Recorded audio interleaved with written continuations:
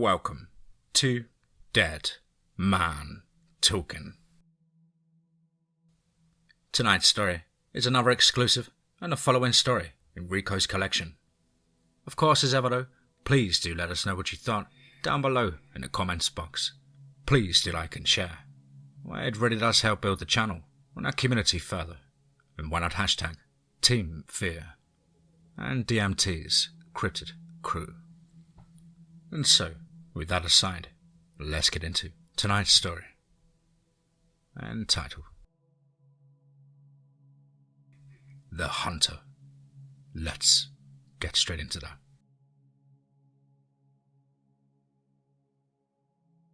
Prologue: Heroes are made, not born. Part 1: A Real Myth. It was a picture-perfect dry autumn day in the town of Eureka, near the Flathead National Forest, just miles south of the Canadian border. The drought had been brutal that year, with the Flathead River not more than knee-deep in some places. The farmers hadn't had much luck with crops that year, and the deer population had suffered. Many ranchers were paying double in some cases to have feed shipped in. There had also been a much higher than usual amount of predator attacks on livestock. It was noon, and the group of 15 to 20 farmers and ranchers were gathered in town for a meeting with the Department of Agriculture, Game and Fish, and the local sheriff. A flatbed truck approached him, being driven by rancher Paul Drake, and on the back of his truck was a partially eaten prize bull. He pulled up to the crowd of men as they gathered around. Drake opened the door and remained standing on the running board and proclaimed, 4 cows, and now my prize bull, as he looked at Sheriff Lefevre. I'm up all hours trying to protect my cattle. I can barely afford the feed, and my milk cows have all but dried up, he said.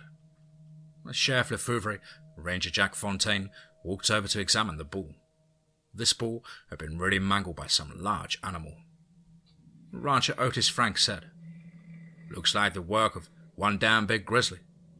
And a voice from the back of the group spoke up saying, That ain't no damn grizzly, boys. It was retired outfitter and hunting guide, Titus LeBlanc. LeBlanc was a burly old bearded man, over 70 years old, who spoke broken English and with a French slang accent. He had been an outfitter and a hunting guide for most of his life, from the Yukon all through Alaska. Well then, what did this then? Said Sheriff Lefevre. You won't be believing me if I told you, so, said LeBlanc in his gruff dialect. Drake looked down and said, Try me. I need to know. Them Tillamook's call them Gugwes, but the Tingets just call them face-eaters, responded LeBlanc. Are you saying this was some kind of Sasquatch? Said Sheriff. No, man. Much bigger, much more worse, said LeBlanc. Ranger Fontaine remained very quiet as he studied the corpse. What say you, Ranger? Said Drake. Ranger Fontaine said, I can't say. Can't says or won't says, responded LeBlanc. Fontaine stayed silent. Up walked Doc Chilton, who took a look at the corpse and said, Boys, I ain't no veterinarian, but I can tell you these bite marks are from an animal far bigger than anything I've ever seen. Did you notice some blood on its horns? Said Doc. Looking straight at Fontaine, Doc said, Shouldn't you take this corpse to the state lab? Let me see if I can get my truck up here, said the ranger. Part 2: Preparation. As some of the men were dispersing, a man who was standing in the back walked up to Paul Drake, Sheriff Lefevre, and Ranger Fontaine, and introduced himself. I'm Thomas McCormick, but please call me Mac. What do you gents plan on doing? He said. LeBlanc responds, What do you think they're going to do about a 10-foot, 1,000-pound monster? You're crazy, old man, said Otis Frank. Yeah, well, I done heard you lost 2 cows. How crazy's that? Said LeBlanc. While the two were staring at each other, Mac said, I know a man, a big game hunter down near Kalispell, who has a big ranch. Why, he's wealthy and been all over the world and killed everything from lions to elephants. Oh, you be talking about old Wild Bill Carnage? Said LeBlanc. Yep, he replied. I done led him on moose, elk, and Kodiak hunts. He rich and he crazy, said LeBlanc. He also has a reputation for doing illegal black market hunts, said Fontaine. Black market? Asked Drake. Fontaine stayed quiet and again LeBlanc spoke up. Yeah, he done offer me $100,000 to help him find and kill a Sasquatch. Well, did you? Said Otis Frank. No, said LeBlanc. They too much human. Well, did he get one? Said Drake. I don't know nothing about that, said LeBlanc. Okay, said Drake to Mac. What's your connection to all of this? Oh, I occasionally work for Mr. Carnegie. I organize things. You think he would help us hunt down whatever did this? Said Drake. Maybe, said Mac. You want to drive down to Kalispel? Paul Drake, Otis Frank and Mac arrive at a mansion of William Wild Bill Carnegie about 4 p.m. After the introduction, Bill asks, Why didn't you bring that damn old hermit LeBlanc with you? You know him, Bill. He can't even stand to be with himself, said Mac. So, I understand you got some big varmint killing cows on your folks' ranch, said Bill. Yep, said Drake as Bill motioned for them to follow him to the basement. He swung open a door, and there was every animal imaginable, either hanging on the wall or lying on the floor. Black bear, grizzly, Kodiak, mountain lion, panther, elk, buffalo, and even elephant's tusks. Well, just damn, said Otis. What kind of gun did you use to kill them big boys? 30-06, 458 Magnum and a 500 Nitro Express, said Bill. If it walks, swims, or crawls, one of those guns will do the job. Is it true you want to kill Bigfoot? Said Frank. Bill hesitated for a moment and said, Well, it's on my bucket list. Old LeBlanc says what they got up there is a Gugwe, said Mac. The hell you say? Responded Bill. Now that's a trophy. I'll tell you what, boys. I'll meet you up there at the cafe around 7 a.m. tomorrow. Tell old LeBlanc that breakfast is on me. All the steak and eggs he can eat and carry. 7 a.m. at the cafe sits Sheriff Lefevre, Paul Drake, Otis Frank, Ranger Fontaine, and Titus LeBlanc. And in walks Wild Bill trailed by Mac, and 2 other men wearing shades and no expression on their faces. And Bill asks for a big table and announces that everybody's breakfast was on him. Now Bill reaches out to shake hands with LeBlanc and scowls, saying, Why you got to bring them 2 fills to Pute? Bill smiles and says, just relax. We're here to help these folks and we need you. How can we track or trap one of these creatures? You can track it and you can even kill it, but you don't go and trap one, said LeBlanc. But they love some goats, and they can't resist the sound of one of them in distress. We need to find where they're coming from, and we need to cover our scent. We need to hide, and we need some of them elephant guns you got. Okay, gentlemen, said Bill. We need a plan, and we need a team, and I'm paying top dollar. Titus, you tell us what we need, and we'll go to work today. Part 3. Science. Let's get straight into that. Wild Bill and the 2 other men with shades returned to his ranch for guns, ammo, and equipment. He asked LeBlanc and the sheriff to follow Drake to his ranch and look for tracks or some sort of trail. Otis was out trying to buy some goats for bait. Why don't you like those 2 men with Bill? Said Drake. LeBlanc responded, They some bad kind of souls. They soldiers of fortune or some kind of mercenaries, he said. Them animals don't say much, but I heard they kicked out the French Foreign Legion for war crimes somewhere in Africa. That's where Bill met 'em while he was on a hunt. They supposed to have some skills hunting people and animals of all kinds. I don't trust 'em, not one bit. As they walked into Paul's house, LeBlanc was greeted by wife Sarah, 14-year-old son Ray, and 12-year-old daughter Jenny. Ray was excited and said, Are you that famous hunter, Mr. LeBlanc? Will you teach me how to hunt, please? LeBlanc was all smiles over the attention that young Ray was giving him. It seemed there was an old softy under the rough exterior.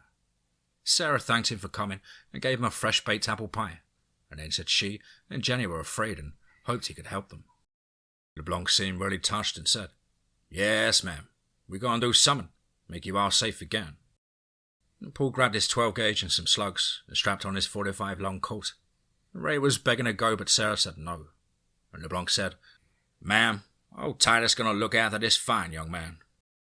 And she relented and pulled out Ray to bring his 30-30 lever action Winchester. "So, this is the area where my first 2 cows were slaughtered."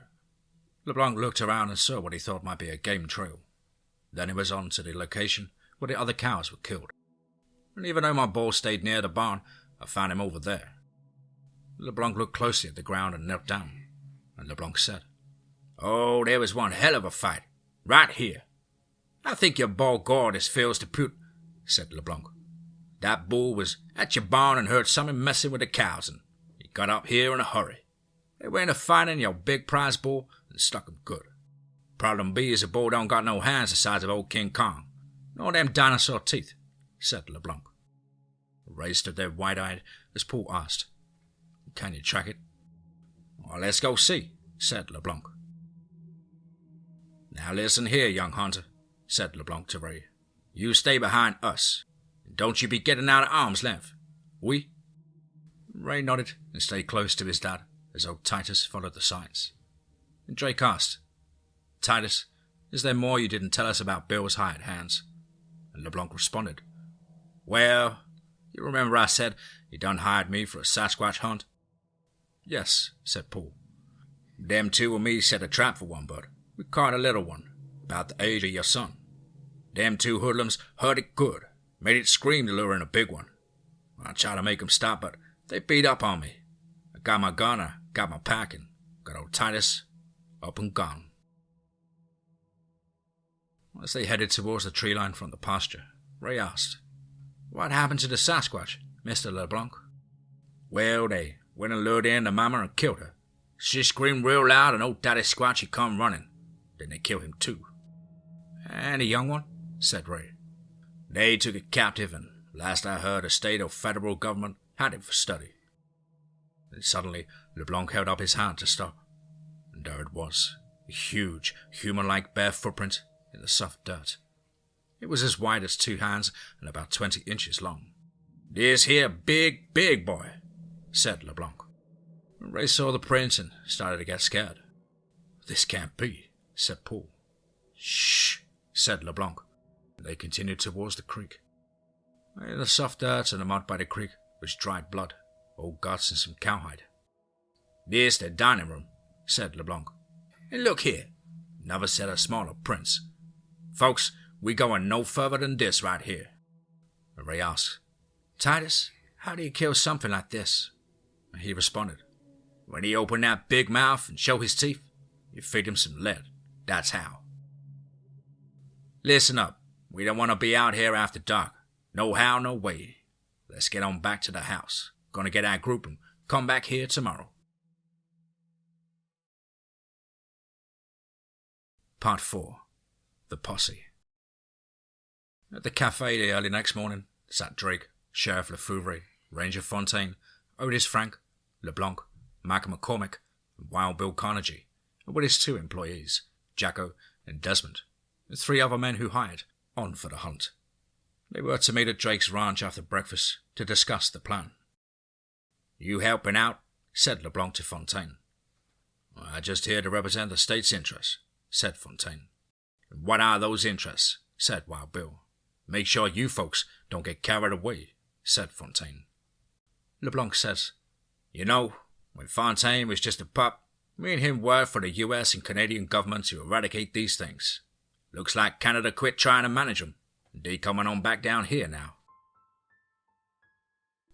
At Drake's ranch, the men were unloading a big truck with equipment and a horse trailer with 3 horses. The 3 hired hands arrived on horseback also, and Drake saddled his 2 palominos for him and LeBlanc. Young Ray come running out asking to go, and Father Paul told him he needed to stay home and protect the ranch. Ray was insistent, but LeBlanc came over and put his hand on the young lad's shoulder. "Now listen up," said LeBlanc. "Old Titus needs you to be a man and stay to protect your mama and sister." And Ray hung his head and reluctantly said, "Okay, and then walked back towards the house. Otis Frank arrived with his big four-wheel drive truck, and Bill's mystery employees loaded needed equipment onto the truck, including a couple of goats. "Okay, Titus, did you pick up the trail?" said Wild Bill.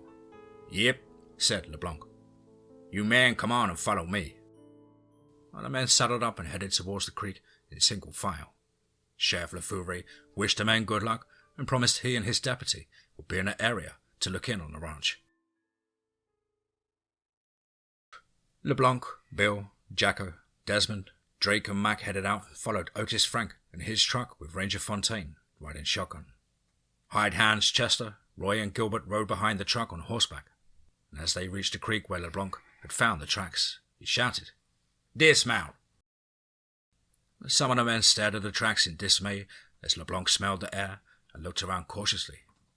"Mount up," said LeBlanc. And these men were now headed for something they could have never been prepared for. Part 5. Who's the Hunted? Let's get straight into that.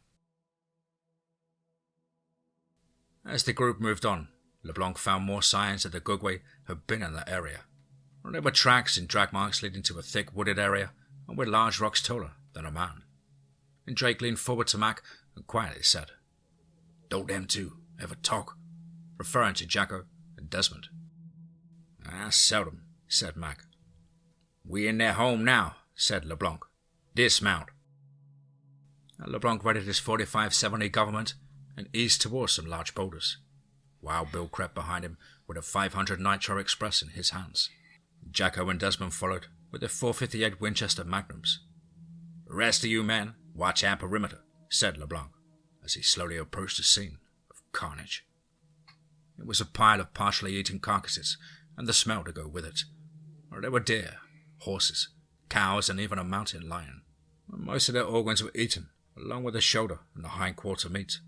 The rest was just left there. "This how these monsters do," said LeBlanc. "We're going to camp here tonight and set our trap." LeBlanc directed everybody to pull back about 150 feet to a small grove of trees. Otis parked the truck there, and the men began to secure the horses. "Only a small fire in a pit," said LeBlanc. "We don't like no fire, and we don't want to scare them off." Jacko and Desmond tied up one of the goats near the carcasses. The night fell as Wild Bill gave out watch assignments to the men. The group huddled around the little fire pit, and Paul Drake asked LeBlanc a question with a shocking answer. "Titus, how did you start hunting these things?" LeBlanc paused and looked straight into the fire. "Well, a long time ago, I married me an Inuit woman. We had us 2 kids. We lived in a little village in a place near Port Chatham, Alaska. There was rumors about these things being in the area and killing all the game. Winter, it was a common. We had to go a long way into the bush to find any game. Found me a lot of tracks around the deer and elk kills.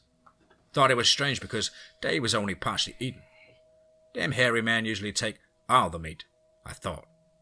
And as I paddled on back the following day, I couldn't believe what my eyes was seeing. This village was tore up something awful. I could hear 2 women crying and I ran to my little shack. I was nearly knocked down and I couldn't find my family. A man come and he said, 'They's gone, Titus. The Gugwe come last night and got 'em.'" LeBlanc's eyes teared as his gaze into the fire intensified. "Out of 28 people, there was only 10 left. Them remains was too tore up to identify, but we buried what we could. I asked them men to describe Gugwes and how we could find them, and 2 other men what lost families agreed to hunt them with me. A woman described what she thought was the alpha as having a big grey streak on the top of his head. We took some smelly old fish, gathered our packs and guns, and started tracking. We found more remains of our people and what was left of my son." LeBlanc hung his head. "We didn't even have no time to do a proper burial. We had to lure in them nasty monsters. One of them men was with me could make all kinds of animal sounds. And we hung the fish up all around that place. Then we climbed up some trees and waited for dark. Sammy, went to making sounds of deer and goats like they was trapped or hurt. Wasn't long until 5 of them fillies to Pute came sneaking in, sniffing the air, and one was over 10 feet. When they started eating them some fish, we opened fire. 2 went down, but the other 3 came at the trees we was in. Bullets, they didn't stop them. Before they pushed the trees so hard, causing Sammy and Colt to fall on out, they ripped both of them heads off. Now I managed to hang on and shoot one in the head and the other in the face. Now that big boy, he looked up at me and roared so loud, it almost knocked me out of that tree. I managed one last shot to his throat and he finally fell. I walked up on him with my .45 Colt long and shot both his kneecaps. Then his balls. He screamed as he drowned on his own blood. I emptied my .45 straight into that big, ugly mouth.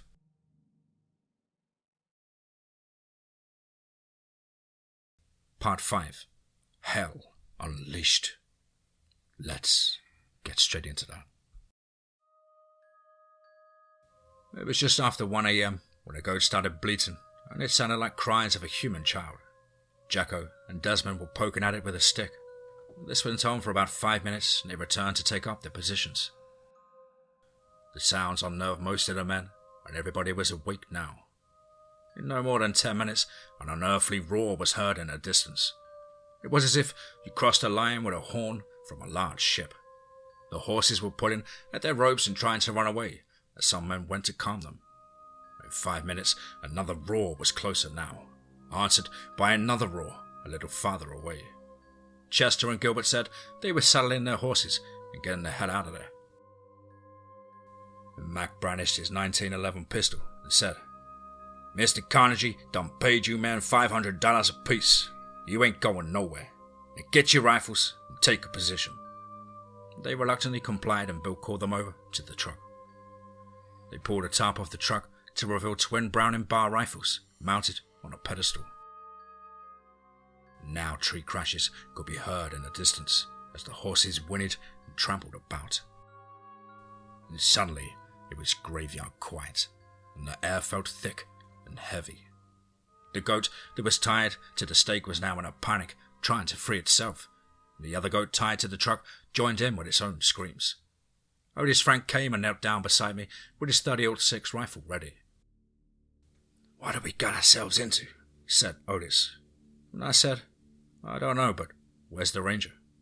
"Oh, he's in my truck on a radio with somebody," said Otis. "I done pissed all over myself." At that moment, a large figure rushed out of the trees and rocks and grabbed the goat, snapping its neck instantly. "Hold your fire," whispered Jacko, as he and Desmond took aim with their rifle scopes. The goat by the truck let out another long bleat, and 2 more figures emerged from the shadows, sniffing the air. Jacko and Desmond clicked off their safeties as the goat's bleating intensified and caused the hulking figures to charge towards us. "Open fire!" shouted Wild Bill, and the silence was interrupted by deafening gunfire. During battle, it is oft said, he who survives first contact with the enemy will triumph. Unfortunately for Chester and Gilbert, they broke our left flank and ran while yet 2 more monsters emerged from the woods, charging our way. And Roy screamed, "Come back!" to the top of his lungs and started firing at the 2 Gugwe who had focused on them. Ranger Fontaine joined in and started firing his .30-06, but the Gugwe were on top of the 2 men, ripping their heads off in an instant. And as Bill lit up 3 of the oncoming monsters with the bars, 2 more came from nowhere, heading straight at Jacko and Desmond.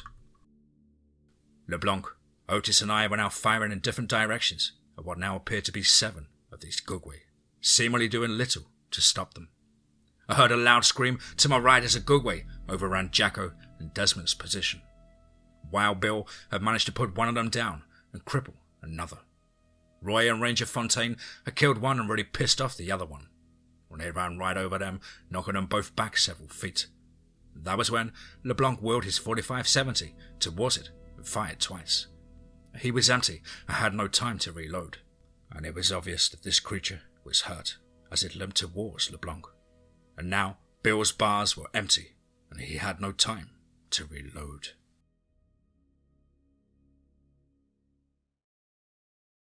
Part 6. It ain't over till it's over. Let's get straight into that. It was a sleepless night for Sarah at the ranch. She turned over to see the clock displaying 12:45 a.m. and she decided to get the 12 gauge and go out onto the back deck for a look-see. The cows were huddled against the fence, ambling around relentlessly. She walked over to the far left corner and squinted as hard as she could as the herd erupted into a panic wallowing over each other, with some trying to jump the fence. And suddenly, a towering figure appeared and grabbed a calf. And fearing she would hit the cows, Sarah fired 2 rounds of ort buck over this thing's head. It froze, dropping the calf, and now it was staring at her.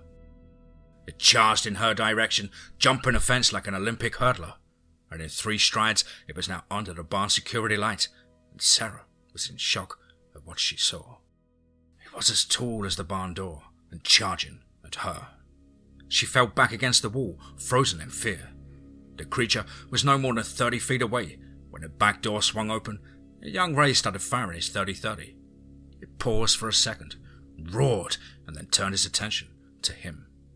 And as it charged, Sarah fired the 12 gauge at its face, snapping its head back.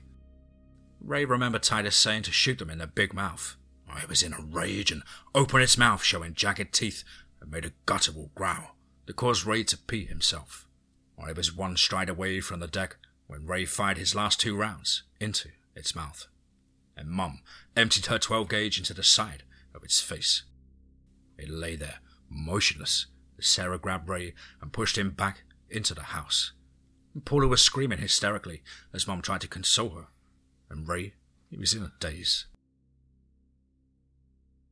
Now Mac had been on top of the truck, cab firing his .30-06, while Bill dismounted the truck with his 500 Nitro Express and put a round into the beast that was mangling Jacko and Desmond, dropping it. Mac followed suit, firing at another. And Otis and I were trying to reload when LeBlanc put 2 rounds from his .45 in the eye socket of that ugly SOB, dropping it instantly. And as Bill looked left, another one was on top of him, but he managed to get off a shot into his chest before it ran right over him. Then, from out of nowhere, an injured one grabbed LeBlanc from behind and bit into his shoulder. Otis and I turned and opened fire, emptying our rifles, and it crumpled to its knees, dropping Titus, when shots rang out from over our left shoulder, as Ranger Fontaine emptied his 1911 into one's face and neck. More shots then rang out to our right, where Jacko and Desmond were, and it was Mac firing at a wounded Gugwe running away. His rifle was empty, but he had picked up one of the .458 Winchesters and ended the beast with 1 shot to the back. It was quiet now, except for the sound of the radio comment from the truck. Ranger Fontaine, this is Ranger Grant for the U.S. Forestry Service. Answer, please. Part 7. The Cost. Let's get straight into that. Jacko, Chester, and Gilbert lay dead. Titus, LeBlanc, and Desmond were seriously injured. Wild Bill, Ranger Fontaine, and Roy were cut up and bruised. And 7 Gugwe lay dead, but we just weren't sure if there was an 8th one or not. I handed the radio to Ranger Fontaine. Fontaine, to Forestry Service, we need a pickup. 3 men dead, 4 wounded, and 7 specimens down. 1 possibly wounded and on the run. 10-4, en route. So, Fontaine, do we still have a deal? Said Bill. Yep, said Fontaine. Deal? What deal? I said. We get to keep 1 for a trophy, said Bill. The Mac tended to the wounded and said, Desmond don't look good at all, and Titus has lost a lot of blood. If they don't get to a hospital soon, they won't make it. They'll be here in 30 minutes. Doc Chilton is with them, said Fontaine. Hey, gents, said Mac. Better keep watch until they get here. There could still be more.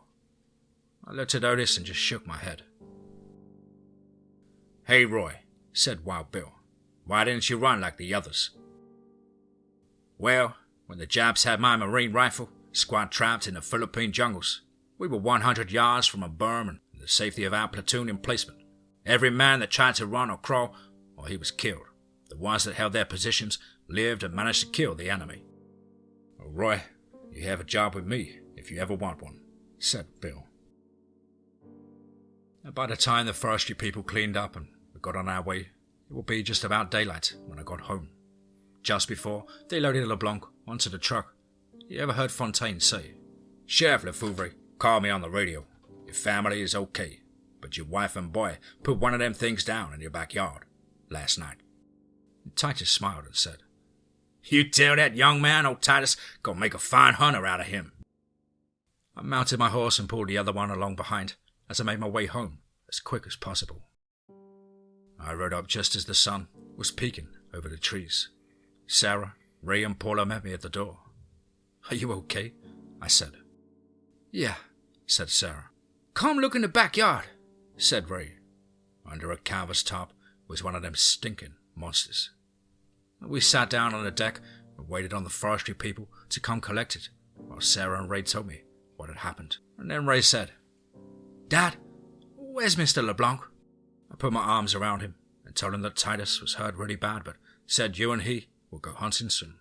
Well, he started to cry and said, "One day, I'll become a monster hunter, too." Epilogue. If you stick a beehive, you'll get stung.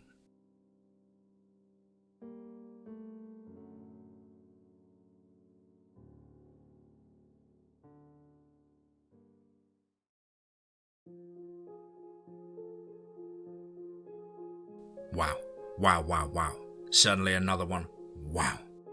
What a chest-pounding, short but absolutely ferocious story there from our incredible friend, Mr. Rico Stories. Once again, Rico absolutely knocked it out of the ballpark, and a thoroughly enjoyable tale there. Of course, I hope you enjoyed my rendition, and I really do look forward to more of your work in the near future. Well, guys and girls as ever, you know the drill. Please do let me know what you thought down below in the comments box. Please do like and share. It really does help build the channel and our community further. And why not hashtag TeamFEAR and DMT's Cryptid Crew. Now, if you think you've got the minerals to write the next big story, then please do get in touch with me at the contact email, which is as on screen. contactthedeadone@gmail.com. I really look forward to hearing from you. Still more to come from Rico's incredible collection of stories. I will try to get them out as soon as possible and keep you all entertained along the way with plenty of other exclusives from our good friends at the show. As ever, I hope you're all well and happy, fighting fit and taking a fight back to life. But above all, guys, remember, be safe, not sorry.